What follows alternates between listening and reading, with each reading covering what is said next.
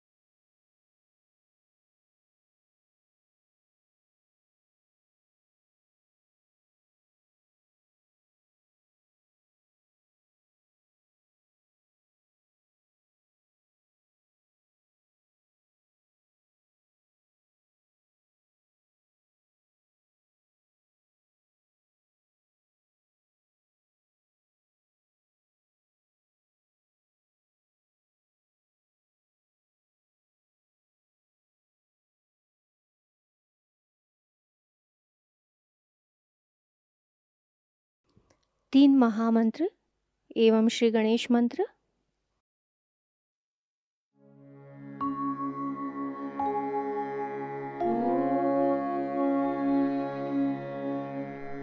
त्वमेव साक्षात्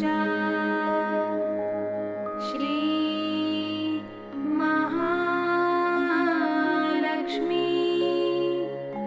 महासरस्वती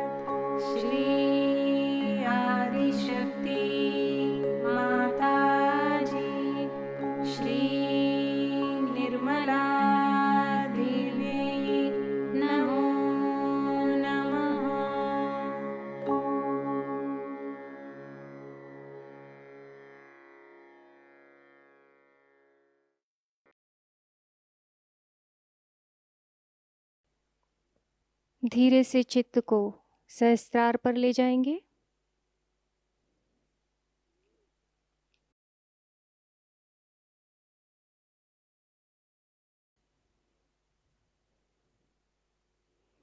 थोड़ी देर ध्यान की इसी अवस्था में बैठेंगे।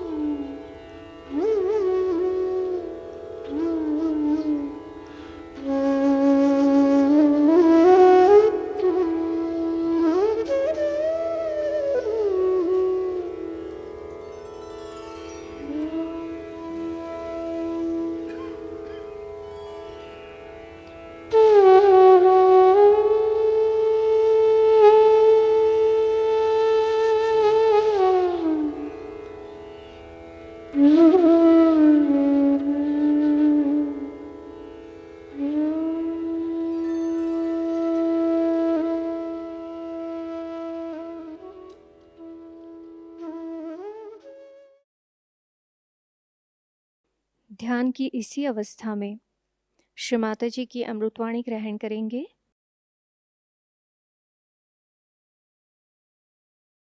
आज हम श्री गणेश पूजन करने वाले हैं। अब टूर की शुरुआत हो रही है और इस मौके पर जरूरी है कि हम गणेश पूजा करें। खासकर दिल्ली में गणेश पूजा की बहुत ज्यादा जरूरत है।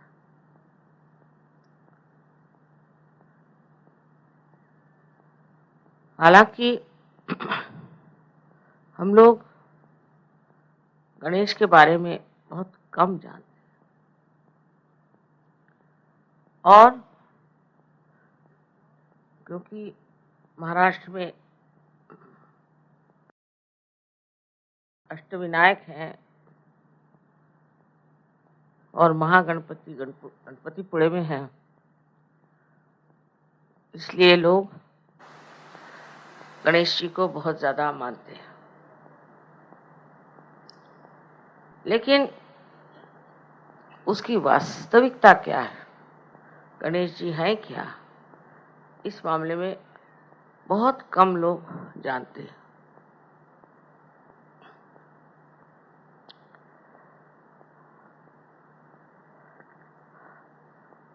अब जो भी हम बात आपसे बता रहे हैं ये आप सहयोगी के नाते समझ सकते हैं, पर आम दुनिया इसे नहीं समझ सकती। एक हद तक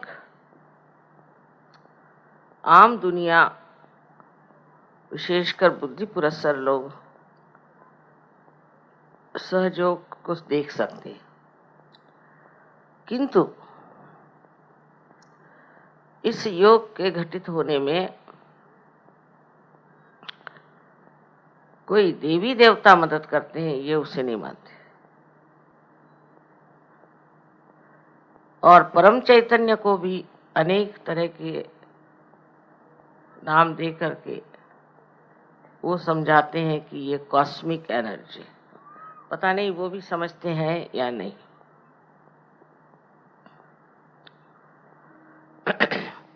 तो सबसे पहले इस पृथ्वी की रचना होने से पहले समझ लीजिए, परमात्मा ने यही सोचा, आदि शक्ति ने यही सोचा कि इस पृथ्वी पर सबसे पहले पावित्र्य आना चाहिए, पवित्रता आनी चाहिए। और पवित्रता जब यहाँ फैल जाएगी, उसके बाद सृष्टि में चैतन्य चारों ओर कार्यान्वित हो जाएगा। जैसे समझ लीजिए कि परम चैतन्य चारों तरफ फैला हुआ, लेकिन उसका असर तभी आता है जब आपके अंदर पवित्रता हो। अगर आप पवित्र नहीं हैं, आपके विचार शुद्ध नहीं है, या आप किसी और ही सतह पर रह रहे हैं, तो आप सहज की गहराई में नहीं डूब सकते। ये सूक्ष्मता जो आपने सहज में प्राप्त की है, इसमें सबसे बड़ा काम श्री गणेश ने किया। तो श्री गणेश जो है वो परम चैतन्य के द्योतक है, या कहना चाहिए कि श्री गणेश से ही ये परम चैतन्य जो है आलोकित है, और हर एक चक्र पर ये कार्य करते हैं। हर चक्र में जब तक निर्मलता ना आ जाए, जब तक पवित्रता ना आ जाए, तब तक कुंडलिनी का चढ़ना असंभव, और चढ़ती भी है तो वो बार बार गिर जाएगा। कुंडलिनी का और गणेश जी का संबंध है वो माँ और बेटे का। आप तो उनकी कहानी जानते हैं कि पार्वती जी जब नहा रही थी, तब उन्होंने अपना मल निकाल के, उनके मल में तो वाइब्रेशंस होने ही हुआ है, उससे श्री गणेश बनाए और उनको बाहर बिठा दिया था। उस वक्त एक बात समझनी चाहिए कि गणेश को बनाया वो सिर्फ आदि शक्ति ने, उसमें सदाशिव का जरा सा भी हाथ नहीं था, परमात्मा का इसमें हाथ नहीं था। ये तो आदि शक्ति ने श्री गणेश को बनाया। इसी से आप समझ सकते हैं ईसा मसीह के लिए जो कहते हैं कि उनको गैब्रियल ने आके बताया कि तुम्हारे पेट से जग का उद्धारक पैदा होने वाला है, तो वो कुंवारी थी। सो कुंवारीपन में किसी को बच्चा हो तो अपने यहाँ उसे बड़ी शुभ बात नहीं समझते, पर जो अति शुभ ऐसे श्री गणेश, उनको पार्वती जी ने सदाशिव की गैर हाजिरी में बनाया। इसी प्रकार कौमार्य अवस्था में ही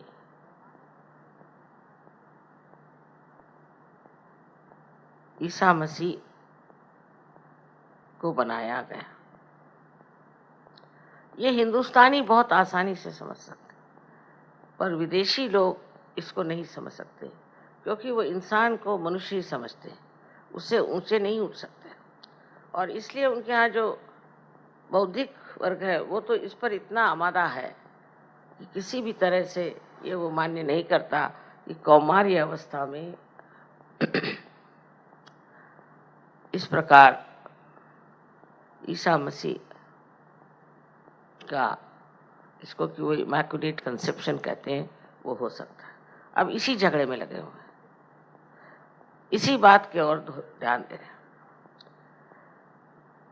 अब आप लोग सहयोगी हैं और आपने चमत्कार देखे हैं, चैतन्य में अनेक चमत्कार देखे, उसका असर आप पे भी आ गया और दुनिया की तरफ आपकी नजर बदल गई। ये जिन्होंने पाया है वो जरूर सोचने लग जाते हैं कि जो दुनिया हम रोज देखते हैं वो माया है, उससे परे एक और दुनिया जरूर है जो सत्य है। ये सहयोगी देख सकते हैं, वो अपने उंगलियों पर जान सकते हैं कि श्री गणेश की अभिव्यक्ति जो हुई वो सत्य है। यहाँ तक कि मैंने ग्रीस में देखा कि ग्रीस में वहाँ अथीना माने अथ माने प्राइमोर्डियल, आदिशक्ति अथीना का वहाँ अवतरण हुआ। और जब मैं वहाँ गई उनके देखने लिए, पार्सिपोलिस में उनका जो मंदिर बना है, तो बाहर उन्होंने बताया कि यहाँ एक चाइल्ड गॉड है। बड़े आश्चर्य की बात है, उनको मालूम नहीं है कौन चाइल्ड गॉड है, क्योंकि अब वहाँ इतने साल बीत गए हैं और वहाँ दूसरे लोगों ने आकर के उनकी सारी परंपराएं नष्ट कर दी। हालांकि हिंदुस्तान में अभी भी हमारी परंपराएं जागृत हैं, इसलिए उनको अविश्वास है, ये सब बातें मानते नहीं, उधर सोचते भी नहीं। उसी प्रकार हम पीकर के एक जगह है जहाँ गए थे, वहाँ पर उन्होंने कहा ये नाभि है, और एक ऐसा गोल सा ऐसा चट्टान जैसा पत्थर का टीला था, बहुत चैतन्य उससे बह रहे थे। लेकिन पीछे से जब ऐसे वाइब्रेशंस आने लग गए, मैंने मुड़ के देखा तो वहाँ साक्षात गणेश बैठे हुए पत्थर। इनको क्या मालूम गणेश क्या होता है? मैं देख के हैरान हूँ, स्वयंभू और इतने चैतन्यपूर्ण, लेकिन बगैर सहयोग के गणेश के बारे में कहना बड़ा मुश्किल हो जाता। और उसके बाद भी जो धर्म के लोग आए, जिन्होंने धर्म वाकई में चाहा कि दुनिया में बसाया जाए, उनका चित्त ज्यादा धर्म पे था कि लोग स्वच्छ हो जाएं, पवित्र हो जाएं और उनको ऐसी दशा में चले जाएं कि कल जब उनका उद्धार होने का समय आएगा उस वक्त वो साफ हो जाए। इसलिए उन्होंने धर्म की ओर ज्यादा ध्यान दिया कि लोगों के धर्म कैसे ठीक करेंगे। जैसे मोसेस वगैरह, इनको 10 आज्ञाएं, कमांडमेंट्स मिली।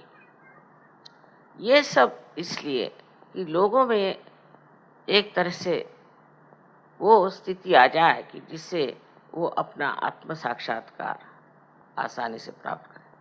हमारे यहाँ भी गुरु नानक आदि इतने बड़े बड़े गुरु हो गए हैं, उन्होंने यही मेहनत की कि मनुष्य जो है वो धर्म पे कम से कम जमा रहे, माने उसमें बैलेंस रहे, माने उसके अंदर शुद्ध विचार हो और वो पाप पुण्य में पुण्य ही देखता रहे। श्री गणेश का कार्य और तरह का।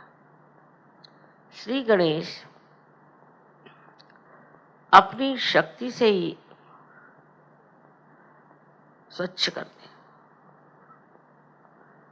उनकी शक्ति सबसे बड़ी है, जिसे कहते हैं अबोधिता माने इनोसेंस। उनके सर पे जो हाथी का सर है, इसका मतलब यह है कि वो मनुष्य जैसे उनके अंदर ईगो और सुपर ईगो नहीं आता। और वो बच्चे हैं, इसको कहना चाहिए इटर्नल चाइल्ड। और उनका अवतरण इस संसार में जीसस क्राइस्ट, ईसा मसीह के नाम से हो। अब इसकी हम लोगों ने साइंस से हर प्रकार का अनुमान लगा लिया। वो ऐसे कि मैंने कहा था कि श्री गणेश एक शक्ति है, निराकार में और साकार में वो श्री गणेश जैसे दिखाई देते हैं। इसका मतलब ये कि हमारे यहाँ अगर भोलापन हो, सादगी हो, सरलता हो, निष्पाप हो, ऐसे निर्मल अंतःकरण के अंदर श्री गणेश की जागृति हो गई। श्री गणेश के बगैर तो कुंडलिनी चढ़ नहीं सकती, क्योंकि कुंडलिनी ये गौरी है और उस गौरी को पूरी तरह से उत्थान करने के लिए श्री गणेश उसके साथ हर समय उसे संरक्षित रखते हैं। इतना ही नहीं, हर चक्र को जब कुंडलिनी चढ़ जाती है तो उसके मुख को बंद करके कुंडलिनी को नीचे उतरने से रोकते हैं। अब ये श्री गणेश हमारे अंदर मूलाधार पर बैठे। इसी में बहुत लोगों ने गलती कर दी कि मूलाधार चक्र जो है वो त्रिकोणाकार अस्थि है। ये बहुत बड़ी गलती है। मूलाधार में सिर्फ कुंडलिनी है और मूलाधार से नीचे मूलाधार चक्र है, मूलाधार चक्र, उस पर श्री गणेश बसते हैं। और उनके कार्य क्या क्या है ये तो आप लोग सब जानते हैं। आपने हमारे फोटो देखे हैं कि हमारे पीछे श्री गणेश खड़े हैं और हमारे ऊपर भी श्री गणेश। इसी प्रकार हर देवता के लिए हो सकता है, लेकिन श्री गणेश की शक्ति जो पवित्रता की है, मैं जरूर कहूंगी कि हिंदुस्तान में इसके मामले में सब लोग जानते हैं कि हमको पवित्र रहना चाहिए। परदेश में नहीं, परदेशियों को तो पहले म्लेच्छ कहते थे, माने जिनको मलक की ही इच्छा है। और श्री गणेश निर्मल है। हिंदुस्तानियों में निर्मलता की इच्छा बहुत है, और अगर नहीं भी हो तो भी कम से कम इसका ढोंग तो करते हैं। इसी ढोंगीपना से कम ये फायदा है कि एक मनुष्य में जो खराबियां हैं और वो ढोंगी है तो उसकी खराबियां समाज में नहीं फैलती। लेकिन विदेश में तो वो सोचते हैं कि जो ये खराबियां हैं ये तो बड़ा भारी कोई हम आवाहन लिए हुए हैं और बड़ा भारी हम कार्य करें। सो खराबियों को अच्छा मान लेना या उसमें हम कुछ बड़ा भारी एडवेंचर कर रहे हैं ऐसे समझ करके उसमें रत रहना, ये हम लोगों के हिसाब से तो बेवकूफ़ी है। लेकिन अगर आप अमेरिका जाएं तो आपको पता हो जाएगा कि वहाँ गणेश जी है ही नहीं लोगों में। माने ये कि वो विचार ही नहीं रह गया। अब जब उसके दुष्परिणाम दिखाने लग गए, जब उसका नुकसान दिखाने लग गए, तब वो सोचते हैं कि नहीं, हमें तो निष्पाप होना चाहिए और हमें सफाई रखनी चाहिए, आदि बातें करते, पर उसका अब असर वहां नहीं रहा। सहयोग के सिवा वो लोग भी नहीं बदल सकते। लेकिन आप लोगों के पास तो ये संपत्ति है। अगर वहां के लोगों को देखा जाए तो उसके मुकाबले में हाँ, यहाँ भी बहुत से लोग हैं जो गंदे रास्ते पर चलते हैं, गंदे काम करते हैं, पर छिपा कर करते हैं, खुलेआम। मतलब वो जानते हैं कि इस चीज से समाज हमारी प्रशंसा नहीं करेगा और हमें दूर ढकेगा। विशेषकर जो लोग बाहर होके आए हैं उनमें ये दोष पाया जाता है, बड़े चरित्रहीन होते हैं और इस चरित्रहीनता को वो बड़ी भारी अपनी कमाल समझते हैं और सोचते हैं कि इसमें तो खास हम कोई तो भी बहुत सुंदर हैं या हमारे अंदर कोई तो भी विशेषता है, इस प्रकार का आरोपण करके अपने को बहुत ऊंचा समझने लग जाता है। अबोधिता की जो शक्ति है वो ये कि सबसे बड़ी शक्ति ये है कि वो अबोध है, माने ये कि उसके अंदर किसी भी तरह की खराबी नहीं, कोई किलमिश उसके अंदर दिमाग में नहीं, वो बिल्कुल साफ सुथरा इंसान है। ईसा मसीह ने कहा था कि जब तुम्हारे उत्थान का समय आएगा तब तुम बच्चों जैसे हो जाओ। उस वक्त और भी शक्तियां जो गणेश जी की हैं वो छोड़ करके वो सिर्फ आप में वो अबोधिता भर देते हैं जिसके सहारे आप अपना आत्म साक्षात्कार प्राप्त करते हैं। अब किसी बुद्धिमान मनुष्य से बात करें जो बुद्धि पुरस्सर है, वो यही नहीं समझ पाता कि गणेश जी ही कैसे हमारे देवता हैं। तो समझाने की बात ऐसी है कि जब तक आप सूक्ष्म नहीं उतरेंगे आप समझ नहीं पाएंगे कि आपके अंदर ये सब देवताएं हैं। श्री गणेश के 4 हाथ हैं। मैंने बताया था कि कार्बन एटम के भी 4, उसकी भी 4 वैलेंसीज हैं, इनके भी 4 हाथ हैं। निराकार में जब आप उनको लेफ्ट साइड में देखते हैं तो आपको वो स्वस्तिक के रूप में दिखाई देते हैं। कार्बन एटम को मैंने कहा कि उसका फोटो उतार के और उसके 3 एंगल से आप फोटो लीजिए। फिर आप जब राइट साइड में उसे देखते हैं तो वो ओंकार दिखाई देते हैं, बहुत से ओंकार, जितने कार्बन आइटम हैं वो ओंकार ओंकार ओंकार ऐसे दिखाई देते हैं। और अगर नीचे से ऊपर की तरफ देखें तो जो ग्रीक में अल्फा और ओमेगा जो 2 संकेत इस्तेमाल होते हैं वो दिखाई देते हैं। ईसा मसीह ने कहा था मैं अल्फा और ओमेगा हूँ। अल्फा माने शुरुआत और ओमेगा माने अंत। और उसके जो सिंबल्स बने हुए हैं वही सिंबल्स आपको बिल्कुल दिखाई देंगे। इन्होंने इस पर काम किया। मैं जो कुछ कहती हूँ उस पर विदेश में लोग एकदम बड़े जोर से लग करके उसका पता लगाते हैं।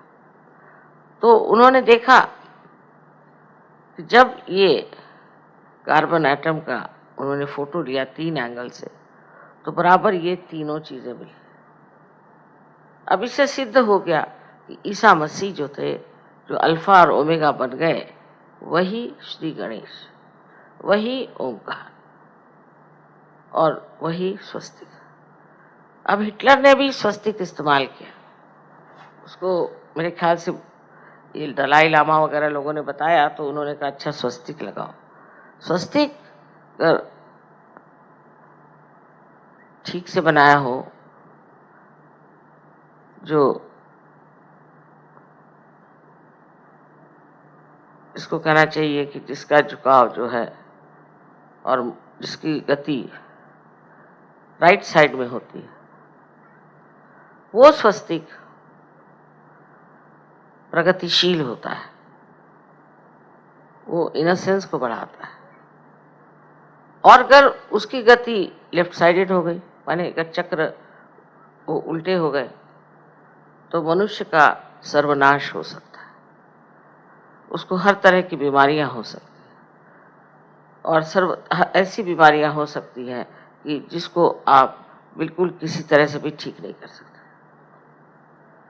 जैसे कि आप जानते हैं कि हमारे जो स्नायु हैं, मसल्स हैं, वो एक बार शिथिल होने लग जाते। कल एक आदमी यहाँ आया था, उसके मसल्स जो है शिथिल होने लगते हैं, उसको मेलाइटिस की बीमारियां कहते हैं ये लोग, पता नहीं क्या क्या 50 नाम है।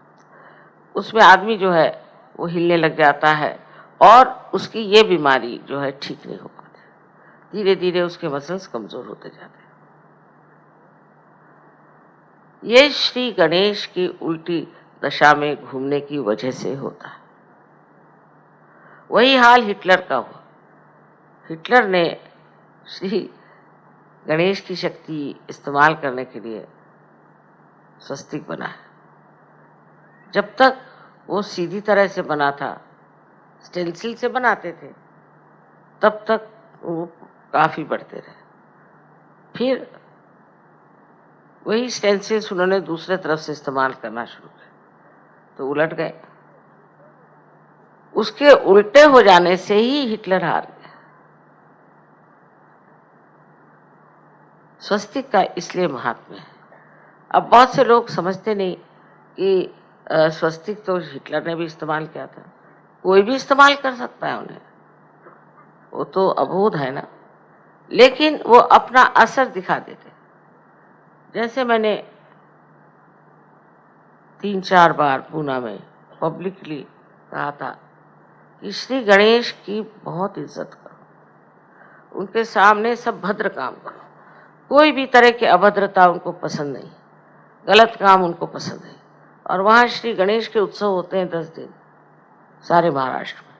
तो तिलक साहब ने लाया था कि आप गणेश को इस तरह से वंदना करो।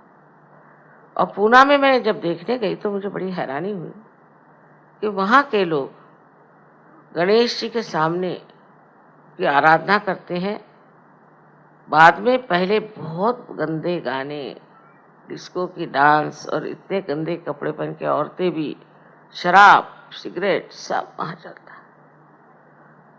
तो मैंने उनसे बताया था कि ये बड़ा जाज्वल्यवान है श्री गणेश, इनसे डरना चाहिए और आप ऐसा न करिए। और मेरे लेक्चर में मैंने कहा था कि ये पृथ्वी तत्व का अर्क है, अगर ज़्यादा आप करिएगा तो भूकंप हो जाएगा। और वही बात हो, जिस दिन गणेश जी का विसर्जन हुआ उसके बाद घर पे आके सब शराब पी के नाच रहे थे और वो सब फिर जमीन में गारद हो गए। हम लोग सोचते हैं ऐसा क्या, प्रदेश में सब हो रहा है, व्हाट्स रॉन्ग। वहाँ तो किसी पूछे व्हाट्स रॉन्ग, कोई भी चीज़ को ऐसा क्यों करते हो, व्हाट्स रॉन्ग। अब वहाँ पे बीमारियाँ आ गई, एड्स आ गए और दुनिया भर की गंदगी आ गई है, हजारों लोग अंदर ही से खत्म हुए चले जा रहे हैं। वहाँ की जो नाश शक्ति है, विनाश शक्ति है, वो अंदर से चल रही है। हम लोग यहाँ बैठे बैठे समझ नहीं सकते। कहते हैं कि 65% लोग अमेरिका में एकदम जर्जर हो जाएंगे। वहाँ स्किज़ोफ्रेनिया एक बीमारी जिसमें आदमी पगला जाता है, अनेक तरह की बीमारियां हैं जो हम लोग यहाँ सुनते भी नहीं, वहाँ हो रही। यहाँ कीड़े मकोड़े मच्छर इतने हैं, सब तरह की गंदगी है, पर मनुष्य साफ है। अब ये कह नहीं सकती कि आजकल के ये आधुनिक काल में मनुष्य की क्या स्थिति है, यहाँ क्या कर रहा है। इसको गणेश जी के विरोध में जाना माने माँ के खिलाफ पाप करना, माँ की जो एक पुण्य शक्ति है उसके खिलाफ जाना। इसलिए वहाँ फ्रॉइड जैसे गंदे लोग आए और उन्होंने कहा कि साहब ये सब गलत है, इससे कोई फायदा नहीं होगा, और माँ के साथ में जो ये पवित्रता बनाई ये सब झूठ। तो उनके लिए ईसा मसीह की जगह फ्रॉइड आ गए और फ्रॉइड की पूजा करने लगे। उनको फिर मरे हैं कैंसर से, बहुत परेशानी से। गणेश जी को ठीक करने से साइकोसोमैटिक जितनी बीमारियां हैं जिनका इलाज डॉक्टर लोग नहीं कर सकते, क्योंकि वो तो सिर्फ सोमैटिक, वो फिजिकल साइड ही को ठीक कर सकते हैं, तो वो उसके लिए श्री गणेश को ठीक रखना चाहिए। अब ये बात जो लोग सहयोगी नहीं उनसे बताने की तो है नहीं। वो सोचेंगे ये क्या है, ये हाथी को पूज रहे हैं और ये गलत काम कर रहे हैं। पर वो एक प्रतीक है, माने एक सिंबल है। और ये जो प्रतीक होते हैं ये तब बनाए जाते हैं जब शब्दों में ये बताया नहीं जाता, न समझाया जाता, इसलिए प्रतीक बनाए जाते हैं। आज यही प्रतीक जो हम लोग जानते थे, एक लोग कहते हैं कि ये आपकी कल्पनाएं हैं और इस तरह से आप सोचते सोचते कल्पना में गहरे उतर गए और उसके बाद आपने वही सत्य मान लिया। लेकिन सहयोग में यही प्रतीक आज सिद्ध हो गए कि ये वास्तविक रियलिटी में बैठे। जो प्रतीक रूप थे उन्हीं का स्वरूप आज आपके सामने प्रत्यक्ष में आ गया कि ये सच्चाई है। क्योंकि मनुष्य की बुद्धि कहाँ तक जा सकती है, उसकी सीमाएं हैं और वो ऐसी चीज़ों को मान ही नहीं सकता कि जो लिखी गई हैं। उसके लिए तो चाहिए कि वो किसी प्रकार से अपनी आंख मूंद ले और सोचे कि ये जो प्रांत है, ये जो एरिया है, मैंने जाना नहीं और इसको अगर जानना है तो मेरी अंदरूनी दशा बदलनी पड़ेगी, क्योंकि मानव स्थिति में मैं इसको नहीं जान सकता। मैं दिल्ली के लिए इसलिए कह रही थी कि श्री गणेश की पूजा आवश्यक है, क्योंकि श्री गणेश और गौरी का संबंध नितांत है, इटर्नल है। और जब तक यहाँ पर श्री गणेश की स्थापना नहीं, तब तक यहाँ के जो प्रॉब्लम्स हैं, खासकर पॉलिटिकल प्रॉब्लम्स, वो ठीक नहीं हो सकते। उसके लिए ऐसे लोग चाहिए जो पवित्र है और जो बच्चों जैसे भोले। तो लोग कहेंगे बच्चों जैसे भोले लोग एडमिनिस्ट्रेशन नहीं कर सकते। बहुत से लोग ऐसा भी कह सकते।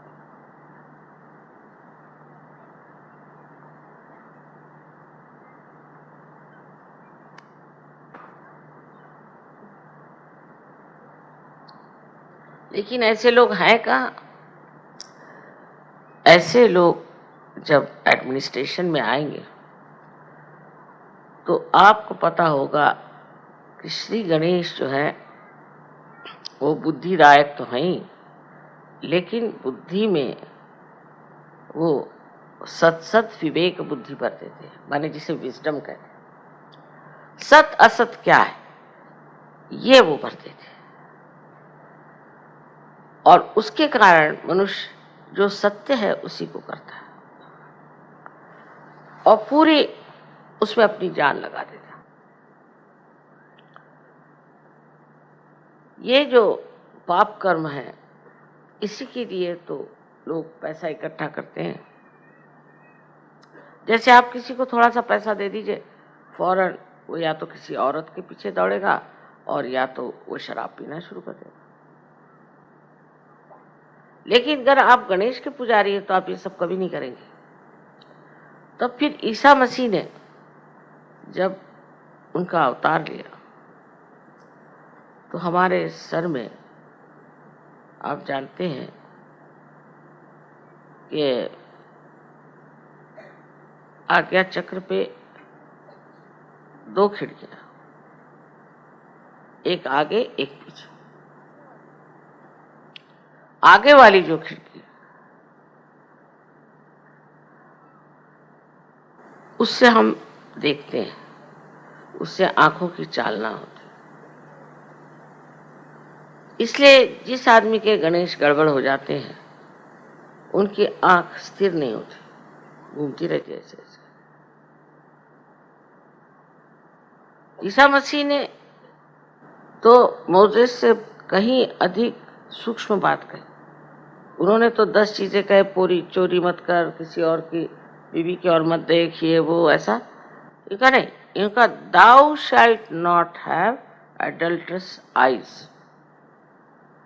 माने आपके आंख में किसी भी तरह की लोभ या मोह या लस्ट नहीं होना चाहिए, ऐसी शुद्ध आंख होनी चाहिए। बताइए, ईसाई लोगों में अगर आप परदेश में जाएं तो आपको बहुत ही कम लोग दिखेंगे जो आंखें नहीं घुमा रहे, उनकी सारी आंखें से ऐसे होते चल चल। उसका असर चित्त पे आता है। पूरी जिसकी आंख इधर उधर चलती रहती है किसी भी वजह से, चाहे उसको किसी का लोभ हो, जैसे अब कोई लोग हैं, मैंने देखा है वो रास्ते चलते हुए हर एक एडवर्टीजमेंट पढ़ते जाए, अगर कुछ छूट गया तो पीछे मुड़ मुड़ के देख के पड़ेंगे, क्या जरूरत है। हर औरत की ओर देखेंगे, कुछ औरतें ऐसी हर आदमी की ओर देखेंगे, क्या जरूरत है। या तो वो अपने को बहुत अफलातून समझते हैं और देखना चाहते हैं कि कितने लोग हमारे और देख रहे हैं। अरे भाई, देखने से क्या मिलना है? अगर हजारों ने भी आपके दर्शन किए तो उनका भी फायदा नहीं और आपका भी फायदा नहीं। ऐसे बेकार लोगों के दर्शन करने से फायदा। लेकिन हो सकता है कि इसमें और भी गहरी बातें हों, और मैंने देखा जो आदमी भूतग्रस्त होता है उसमें ये बहुत ज्यादा होता है। अब किसी के घर में गए, देखी कोई चीज, तो उसको यही होगी इच्छा कि ऐसे मेरे घर में भी होनी चाहिए, फिर लगे उसी के पीछे में। वो भी इतना खराब नहीं, पर कोई लोग है चोरी करके ले जाएंगे, उठा के ले जाएंगे, क्योंकि वो सोचते हैं कि इसको उठा के ले जाने से हमें बड़ी तृप्ति मिलेगी, फिर दूसरे घर चोरी करने क्यों जाते। इस तरह से अपना सारा चरित्र जो पवित्र और सुंदर है वो श्री गणेश की ही शक्ति से बनता है, क्योंकि वो सत असत विवेक बुद्धि जिसे कहते हैं, नीरक्षीर विवेक इसको कहते हैं। संस्कृत में एक श्लोक है कि हंस भी सफेद है और बगुला भी सफेद है, इनके अंदर भेद क्या? हंस और बगुले कि नीर और क्षीर माने पानी और दूध अगर मिला दीजिए तो हंस उसमें से सिर्फ दूध ले लेता, और जो बगुला है उसको पता नहीं, वो दोनों चीज लेते रहते। इस प्रकार ये जो इसको डिस्क्रिमिनेशन, डिवाइन डिस्क्रिमिनेशन कहते हैं, ये हालांकि हमसा में इसका प्रादुर्भाव है, पर ये देखा जाए तो श्री गणेश की शक्ति सहजों के बाद आपो आप ये शक्ति आ जाती है, क्योंकि आत्मा स्वरूप श्री गणेश का प्रकाश जब हमारे अंदर आ जाता है तो फिर हम उस प्रकाश में सोचते हैं ये तो बेकार, हमारे लिए नाश की चीज है, हमें इसे नहीं ली। अब श्री गणेश की पूजा हो रही, घंटे बज रहे हैं, ये है वो है, और उनसे कोई फायदा नहीं होता। उसका कारण ये है कि अपने अंदर बसे हुए श्री गणेश की पूजा करें। मतलब ये कि अपने अंदर वो पवित्रता जो श्री गणेश का आशीर्वाद है वो फैलना चाहिए। अब लोग कहेंगे मां कैसे करें? आपको सिर्फ इस पर ध्यान करना, ध्यान धारणा से अंदर से सारी सफाई हो जाती है। लेफ्ट साइड की सफाई जो होती है वो श्री गणेश को बनाती है। तो ये कहिए कि एक पाप आप माँ के विरोध में करते हैं और एक पाप आप पिता के विरोध में करते हैं, जिसमें हिंदुस्तानी बहुत माहिर, माने वो हर समय ये सोचते हैं कि पैसा बहुत बड़ी चीज है, इसका पैसा खाओ, उसका पैसा खाओ, ये करो वो करो, पैसे के पीछे घूमो। वो ये नहीं जानते कि आपका पिता परमात्मा जो है उससे बढ़ के धनवान कौन है। आपको क्या जरूरत है इंसानों के पैसे लेने की और उनको ठगाने की? ये जो ठगबाजी आती है वो इस वजह से, क्योंकि आप अपने को असुरक्षित, इनसिक्योर महसूस करते हैं। बस गणेश जी के आशीर्वाद से उधर चित्त ही नहीं जाता। तो जो माँ के विरोध में पाप हो रहे हैं वो ज्यादा गहन है। अब ये बात समझ लीजिए कि ये पाप जो है ये अंदर ही अंदर आपको खाते हैं। सारी लेफ्ट साइड की बीमारियां आप लगा लीजिए, फिर साइकोसोमैटिक बीमारियां भी उसी के साथ। ऐसे अनेक तरह के ये जो आजकल प्रादुर्भाव हुए हैं, आजकल जो डिजीज निकल आई हैं, अधिकतर ये आपके गणेश तत्व के कारण। अगर आप लोग सहयोगी हैं तो आपको रोज ध्यान करना चाहिए। लेफ्ट साइड से पहले करिए, फिर राइट साइड से करिए, फिर दोनों तरफ से करिए। और लेफ्ट साइड की बीमारी जो है वो प्रकाश या दीप जलाने से निकल सकती है, क्योंकि दीप जो है ये श्री गणेश का द्योतक है। अंधकार को दूर करना उनका कार्य है, जिससे कि हमारा खान पीन सब ठीक कर सकता है, होता है, और उसका विसर्जन भी ठीक से हो जाए। ये भी श्री गणेश की शक्ति। इस प्रकार जो हम अपने शरीर का इतना विचार करते हैं, शरीर को रोज धोएंगे, ये करेंगे, वो करेंगे, उससे ज्यादा हमें अंदर की मलिनता की ओर नजर करनी चाहिए। शीशे में देख करके अपने कहना चाहिए कि मैं ये क्या कर रहा हूं, और श्री गणेश को आवाहन करना चाहिए। उनसे कहना चाहिए कि आप आइए, विराजिए, और नहीं मेरे मूलाधार पर, बस सारे चक्रों में आपका राज्य है। आज्ञा तक उनका राज्य है। इसलिए ईसा मसीह ने कहा है कि I am the path, I am the gate. अलग अलग तरह से इसके ट्रांसलेशंस हुए हैं, पर उन्होंने ये नहीं कहा कि मैं अंतिम मंजिल हूँ, मैं डेस्टिनेशन हूँ, ऐसी बात नहीं। एक अर्थ से है, क्योंकि अगर वो आत्मा है तो आत्मा स्वरूप, पर फिर उन्होंने आदिशक्ति पे छोड़ दिया कि इसको तुम ठीक करो। अब आप किसी भी धर्म को अगर पढ़ें तो आप आश्चर्य होंगे कि इन सब ने पवित्रता पे ही जोर दिया। एक पवित्रता जो कि श्री गणेश की शक्ति है।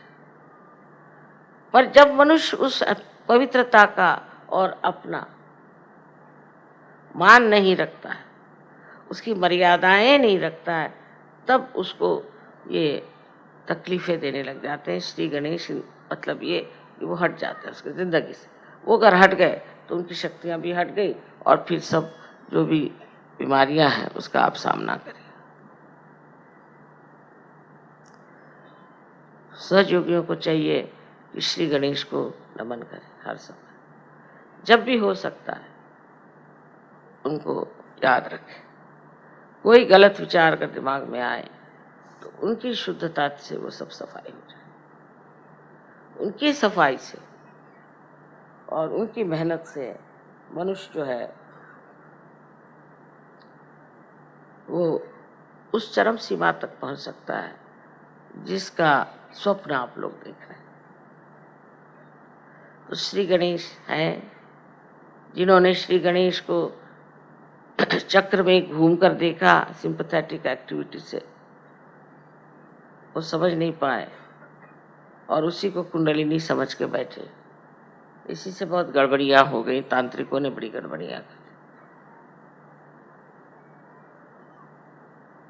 तो अपने अंदर जो धरोहर हमारा है, जो हमारा हेरिटेज है, ये पवित्रता बहुत बड़ी चीज है, उसको समझना चाहिए। विवाह भी उसी पवित्रता का बदला था।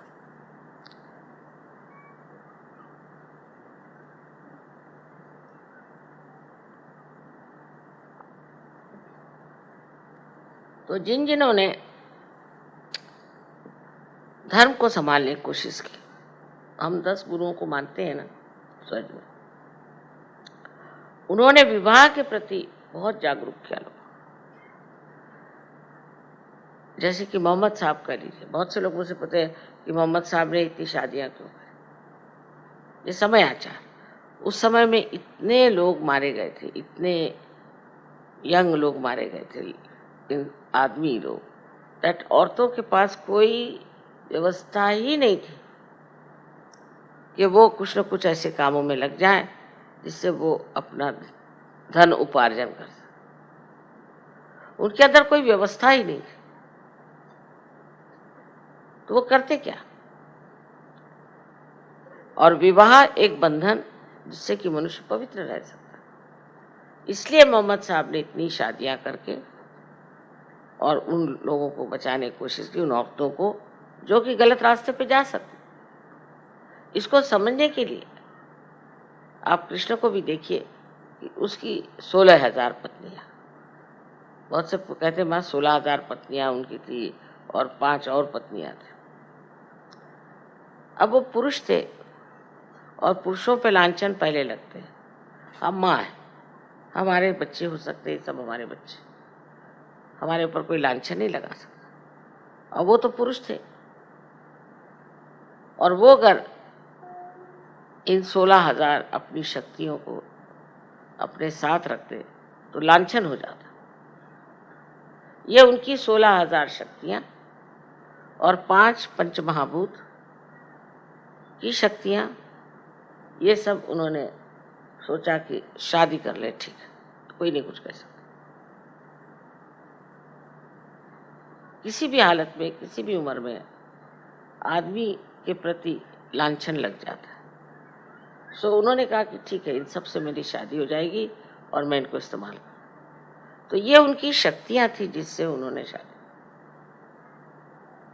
इस प्रकार हमारे यहाँ भी समझने की जरूरत है कि ये जो परमात्मा के अवतरण हुए हैं, इन्होंने ऐसे काम क्यों करें जो कि समाज रीति से अलग, देखने में विचित्र लगते, क्योंकि वो अवतरण है, वो परमात्मा का अंश, कहने से परमात्मा का स्वरूप ही है।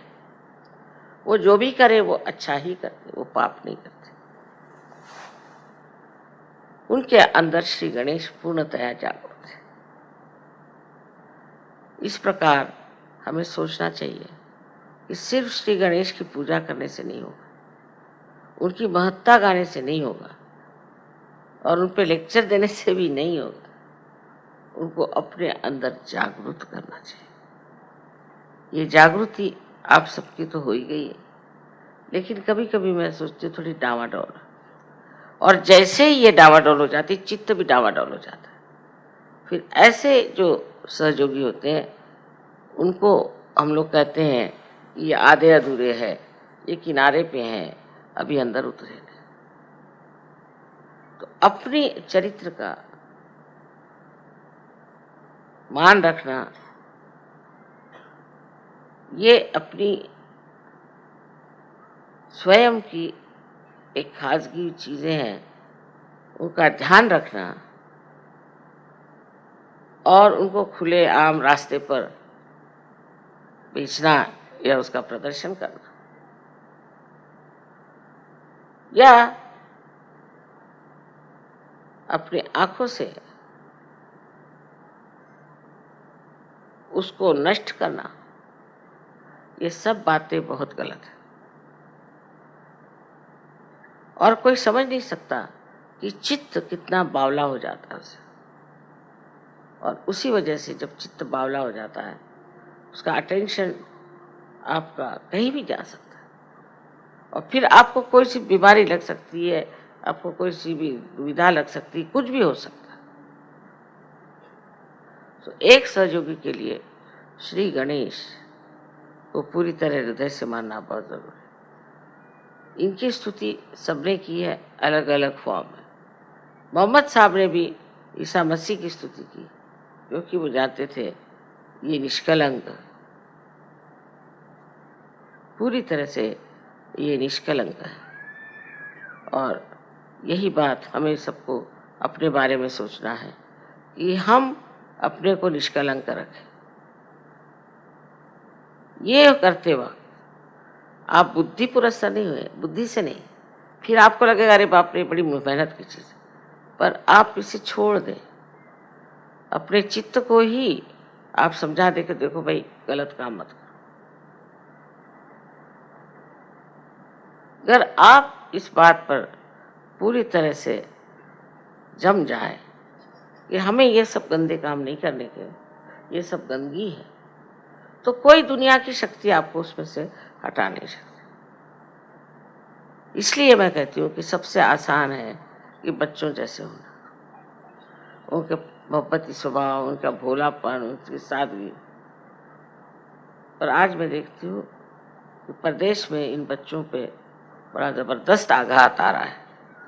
न जाने किस किस प्रकार के गड़बड़ काम करते हैं बच्चों को नष्ट करने का। इसका मतलब कोई बड़ी नेगेटिव फोर्स चल रही है जो इनका सर्वनाश करना चाहते हैं। इसलिए हमें यहाँ हिंदुस्तान में बहुत सतर्क होना चाहिए कि ये नेगेटिव फोर्सेस यहाँ ना आ जाए। हमारी जो संस्कृति है वो तो बहुत सुंदर है और उसमें बच्चे पनपते भी बहुत सुंदर हैं, पर आपकी जिम्मेदारी है कि आप सतर्क होकर अपनी और अपने बच्चों की ओर देखें। माँ बाप को बच्चों को बताना होता है कि ये गलत काम है, नहीं करना, ये ठीक चीज़ नहीं करना, हम सहयोगी। ये कहने में कोई हर्ज नहीं और ये बताने में बिल्कुल भी हर्ज नहीं। आजकल लोग सोचते हैं कि बच्चों से अगर बताया जाए कि तुम ये काम मत करो, ये काम मत करो, इसका तो मतलब ये हो जाता है कि हम बच्चों को रुकावटें डालते हैं।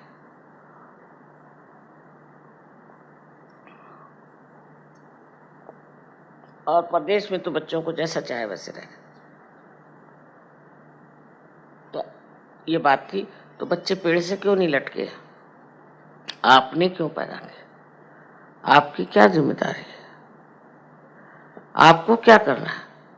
बच्चों को कहना होगा ये गलत काम है और हम नहीं चाहते, हम आपको इसके लिए पैसे नहीं देंगे, आपकी हम मदद नहीं करेंगे, आप कायदे से रहिए। नहीं तो हमारा भी समाज उसी तरह से हो जाए। उनकी अच्छाई तो आई नहीं, पट से बुराई हम ले लें।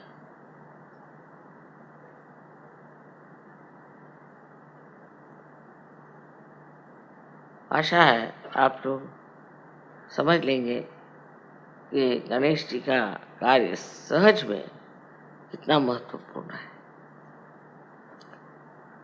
क्योंकि वही आप में जागृति करके स्वच्छता लाते हैं, आपके चक्रों को स्वच्छ करते हैं, उनमें प्रकाश डाल देते हैं और आपको हमेशा प्रकाश की ओर रखते हैं। आपकी नजर हमेशा प्रकाश की ओर है। ये चीज आपको आत्मसात करनी है कि हम श्री गणेश को किसी भी तरह से अपमानित नहीं करेंगे कभी भी जिंदगी में।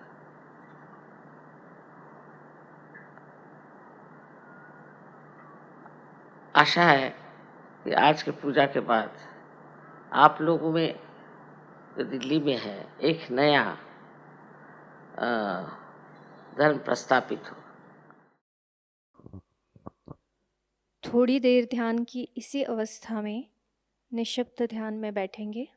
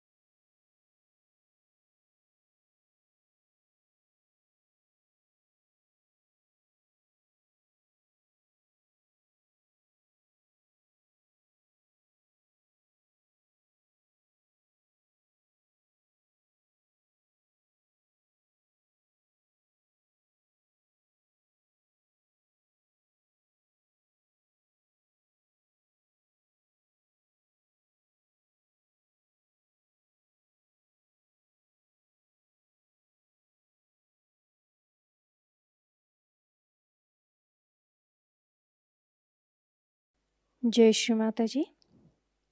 दोनों हाथ जोड़कर चित्त को सहस्त्रार पर रखकर श्री माता जी से प्रार्थना करेंगे। श्री माता जी, आज आपने हमें सामूहिक ध्यान का आनंद दिया, निर्विचारिता प्रदान की, हमें चैतन्य की अनुभूति दी। इसके लिए हम आपके ऋणी हैं। आज का यह ध्यान हम आपके चरणों पर समर्पित करते हैं। श्री माता जी, सत्य की खोज करने वाले सभी साधकों को उनका आत्म साक्षात्कार प्राप्त हो। सारे सहजी भाई बहनों को माध्यम स्वरूप कार्य करने की अनुमति प्राप्त करें, अनुमति प्रदान कीजिए।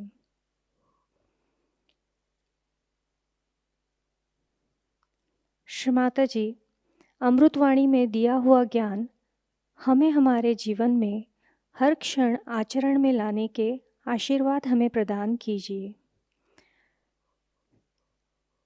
श्री माता जी, आपने हमें आत्म परीक्षण करना सिखाया, हमें आत्मा बनाया, हमें क्षमाशील बनाया।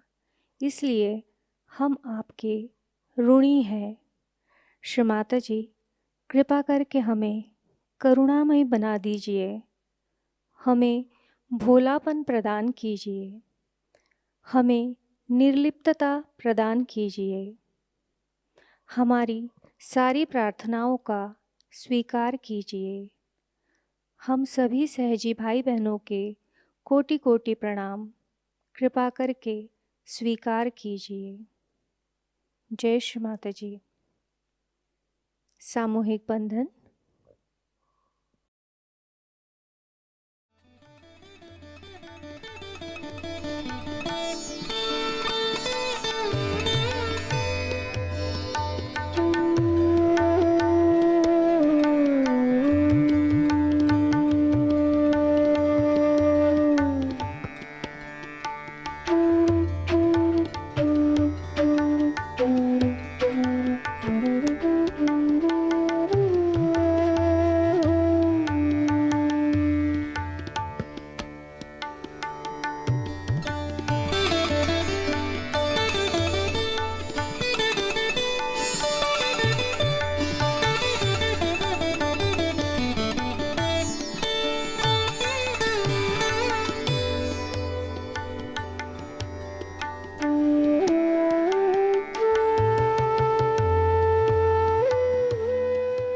जय श्री माता जी।